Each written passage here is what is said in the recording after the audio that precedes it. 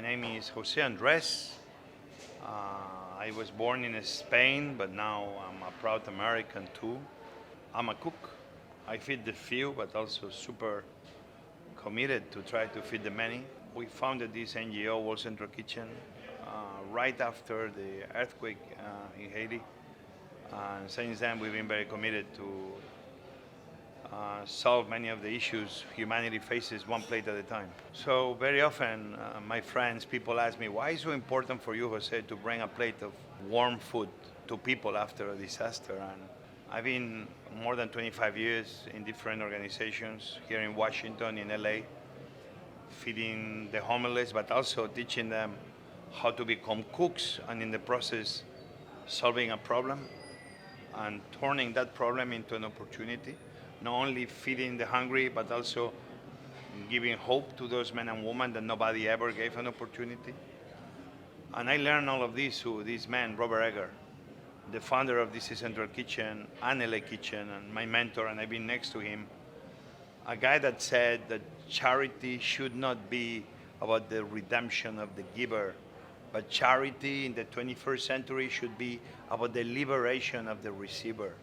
And I do believe every single man and woman, and especially men and women of faith, we should be here to try to liberate those that somehow they are chained to the things that are wrong in life. And a plate of food sometimes is a way to liberate others. And a plate of food sends that message that you care, that help eventually will arrive, that things tomorrow will be better. Everybody is always looking for that horizon of hope for their own, for their loved ones, but also for the community. So for me, how I got involved in relief very much happened by chance.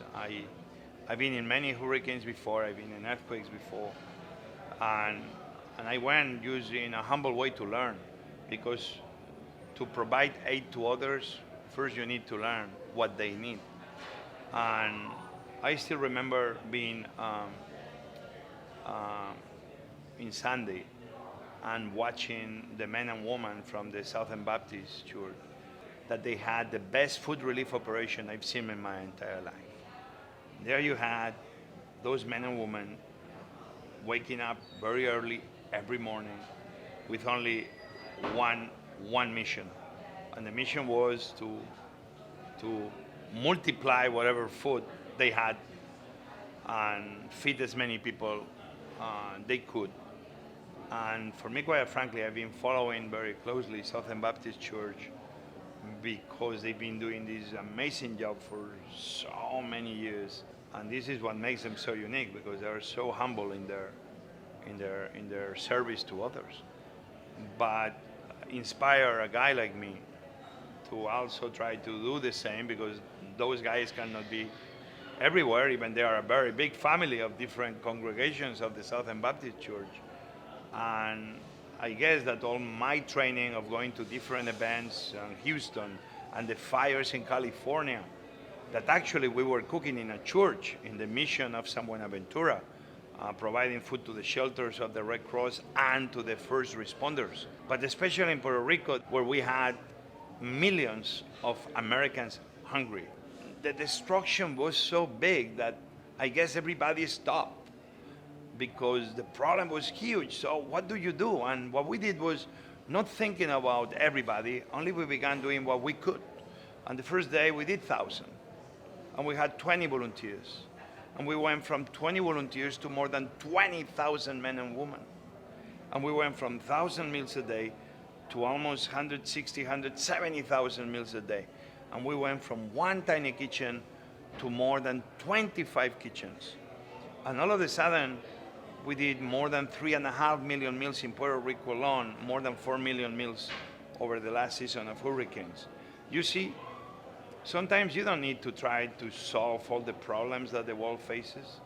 Maybe you only need to be doing one very humble thing, which is trying to help your neighborhood. Just the person that you have in front of you. Can be your friend, or maybe somebody you don't know. So people that only want to be doing good, I will tell everybody, don't try to serve everybody. Just try to take care of the person you have in front of you. Try to inspire or change the life of that person. In the process, that person probably is going to change your life too. And when you start thinking small, all of a sudden, big things happen. The book is called We Fed an Island. I wrote it with my friend Richard Wolf.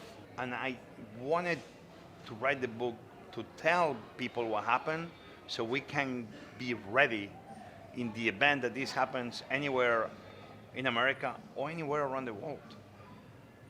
And especially I did it to pay a homage to the men and women that left everything behind and left their homes every morning with the mission of feeding others. It's so many amazing stories. It's so many unknown, unsung heroes, not only what happened in Puerto Rico, but all across the world. Many are people of faith. Many churches that all of a sudden they are not only the church that feeds your soul and your spirit, but also a church that all of a sudden becomes one that also feeds the needs of the people with a humble plate of food. And I think for me it was fascinating to see that in action.